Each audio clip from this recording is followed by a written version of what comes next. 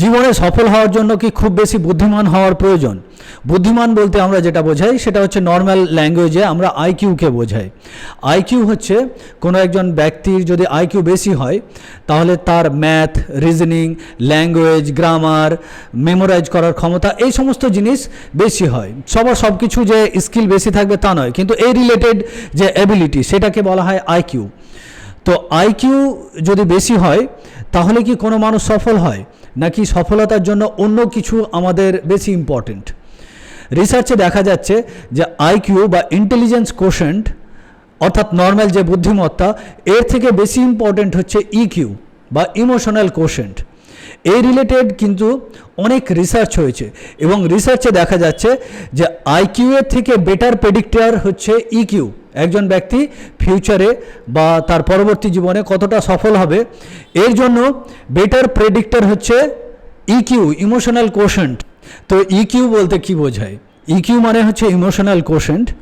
EQ যার high হবে সে নিজের যে ইমোশন সেটাকে বুঝতে পারবে, সে কি অনুভব করছে, কেন অনুভব করছে, এই সমস্ত জিনিস এর ব্যাপারে সে অ্যাওয়ার থাকবে বেশি।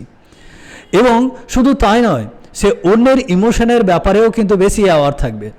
অন্যজন ব্যক্তি সে এক্স্যাক্টলি কী ফিল করছে, কেন ফিল করছে এবং তার পয়েন্ট অফ ভিউ কী, সে কোনো একটা জিনিস বলছে বা কোনো একটা বিহেভ করছে সেটা কেন করছে, এই জিনিসগুলো অনুভব করতে পারা হচ্ছে ইকিউ। তাহলে কারো ইকিউ বেশি হলে নিজের অনুভূতি এবং অন্যের অনুভূতি, অন্যের পয়েন্ট অফ ভিউ বুঝতে পারবে। রিসার্চে দেখা যাচ্ছে যে আইকিউ এর থেকে ইকিউ বেশি ইম্পর্ট্যান্ট জীবনে সফলতা অর্জন করার ক্ষেত্রে। ড্যানিয়েল গোল্ডম্যান একজন বিখ্যাত সাইকোলজিস্ট, যিনি এই বইটির লেখক। এই বইটির নাম হচ্ছে emotional intelligence.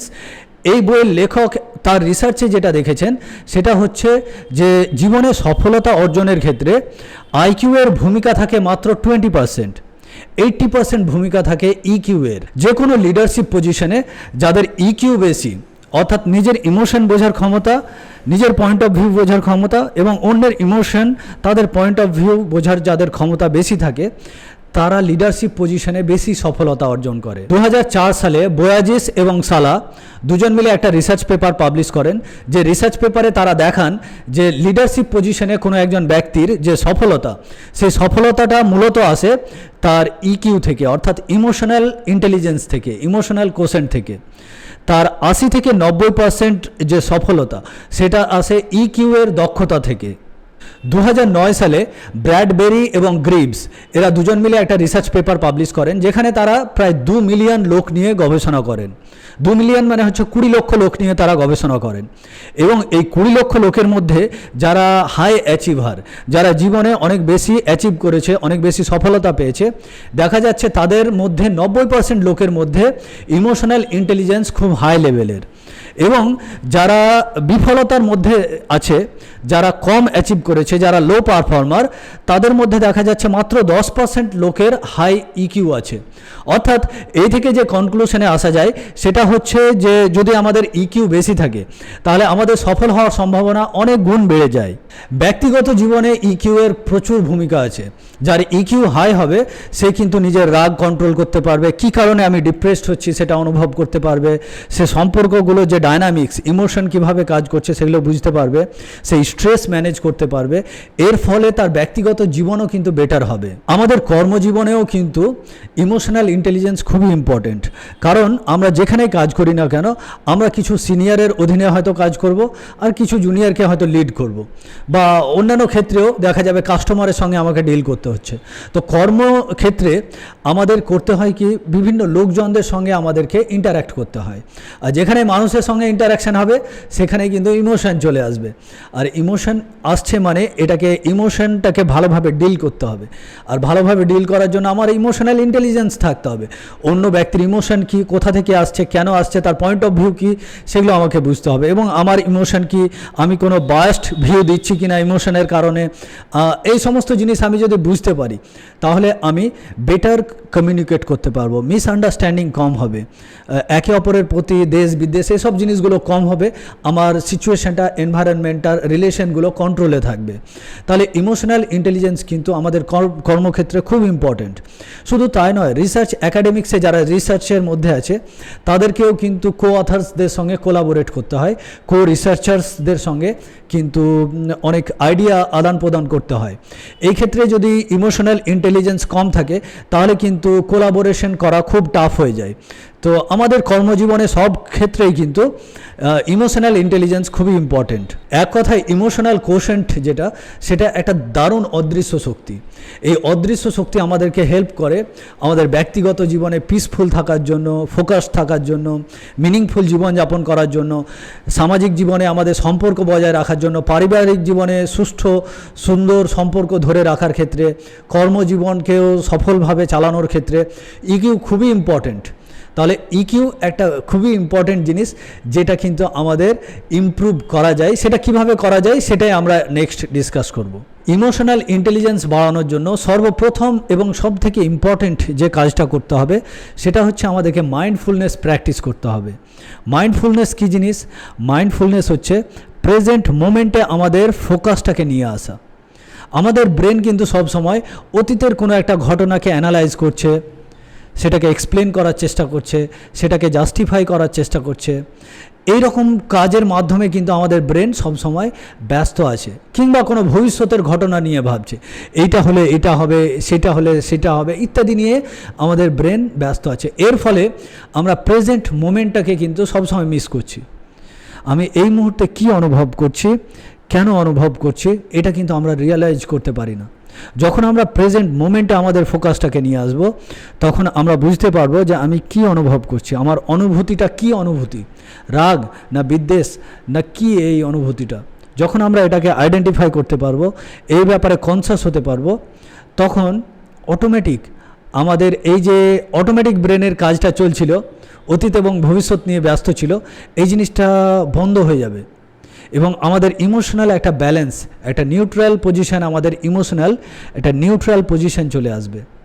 Emotional neutral position বলতে আমি যেটা বোঝাতে চাইছি সেটা হচ্ছে যে আপনি ধরুন যে কোনো একটা জায়গায়, কোনো পাহাড়ে, দার্জিলিংয়ে বেড়াতে গেছেন, আপনার ব্রেন একেবারে রিল্যাক্সড, আপনি দারুণ একটা বিউটিফুল সিনারিও সামনে দাঁড়িয়ে আছেন, দেখছেন, এটা এনজয় করছেন। আপনি কি এই মুহূর্তে অতীত বা ভবিষ্যৎ নিয়ে ভাবছেন?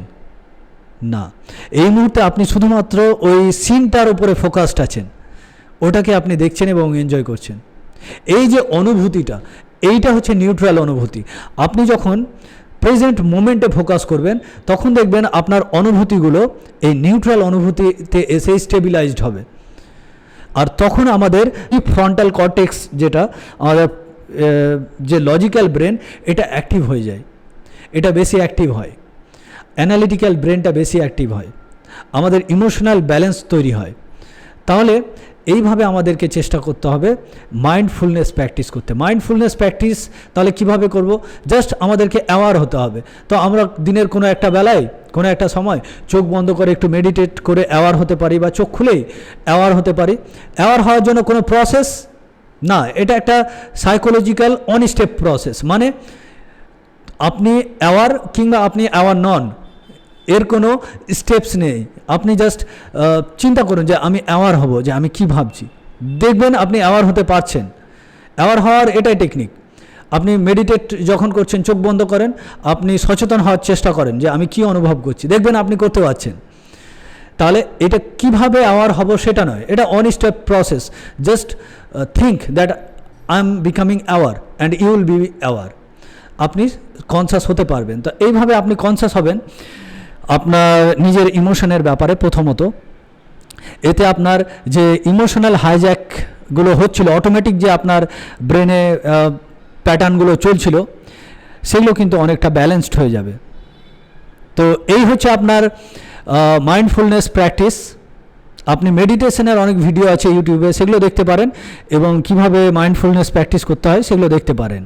ইমোশনাল ইন্টেলিজেন্স বাড়ানোর জন্য আরেকটা খুবই ইম্পর্ট্যান্ট কাজ যেটা আপনি করতে পারেন, সেটা হচ্ছে যখন অন্য কারোর সঙ্গে কথা বলছেন তখন একটু কম কথা বলে অন্যের কথা বোঝার চেষ্টা করুন যে লোকটা এক্স্যাক্টলি কী বলছে, এই যে কথাটা বলছে সে কেন বলছে, তার পয়েন্ট অফ ভিউ কী, তার যে পার্সপেক্টিভ সেটা কি, তার ইমোশনাল যে স্টেট সেটা কি, সে কী অনুভব করছে। এগুলো আপনি যদি বোঝার চেষ্টা করেন দেখবেন যে আপনি বুঝতে পারছেন। আপনাকে জাস্ট ডিসাইড করতে হবে যে আজ থেকে আমি একটু বেশি শুনবো। আর সারাদিনে আপনি প্রায়ই আপনার ইমোশনের ব্যাপারে অ্যাওয়ার হওয়ার চেষ্টা করেন। যখনই মনে পড়বে আপনি এই মুহূর্তে কী অনুভব করছেন, কেন অনুভব করছেন, কি পার্সপেক্টিভ আপনার এই মুহূর্তে কাজ করছে, এর আগে চেন অফ থটস কী ছিল, সেই থটগুলো কেন এলো, এই সমস্ত বিষয়ে একটু অ্যাওয়ার হওয়ার চেষ্টা করবেন।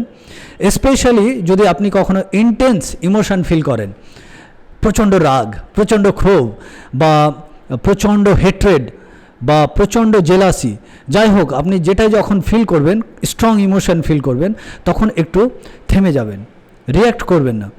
তখন একটু থেমে গিয়ে দেখার চেষ্টা করবেন যে আপনার ইমোশনটা অ্যাকচুয়ালি কী এবং ইমোশনটা কোথা থেকে আসছে, কেন আসছে, এর আগে কি চিন্তা করছিলাম আমি, কোন জিনিসটা ট্রিগার হিসাবে কাজ করলো, এই ইমোশনটা ঠিক কোন কথাটা শোনার পরে বা কোন জিনিসটা দেখার পরে ট্রিগার হয়ে গেল, এই ইমোশনটা আমার মধ্যে একেবারে সার্জ হলো, প্রচণ্ডভাবে আমার মধ্যে ঢেউয়ের মতো উথলে উঠলো এই ইমোশনটা, ঠিক কোন কথাটা শুনে, কোন কাজটা দেখে, কেন উঠলো, এই জিনিসের ব্যাপারে অ্যাওয়ার হওয়ার চেষ্টা করতে হবে।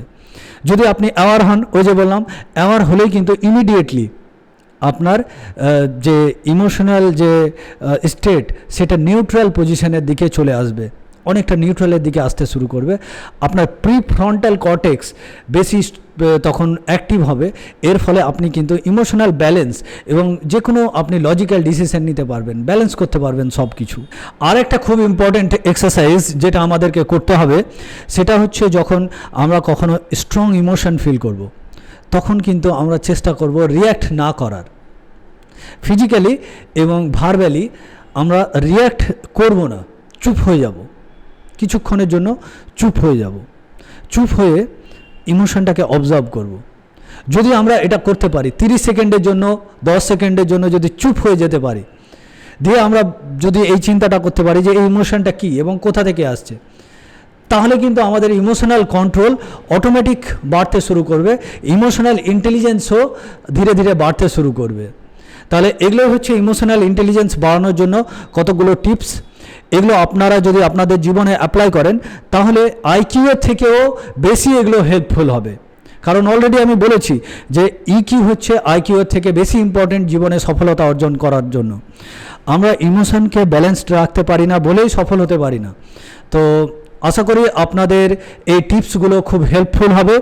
যদি এই ভিডিওটা ভালো লেগে থাকে তাহলে এই চ্যানেলটাকে সাবস্ক্রাইব করুন, ভিডিওটাতে লাইক দিন, কমেন্ট করুন এবং অন্য কোনো বন্ধুকে এই ভিডিওগুলো দেখার জন্য সাজেস্ট করতে পারেন।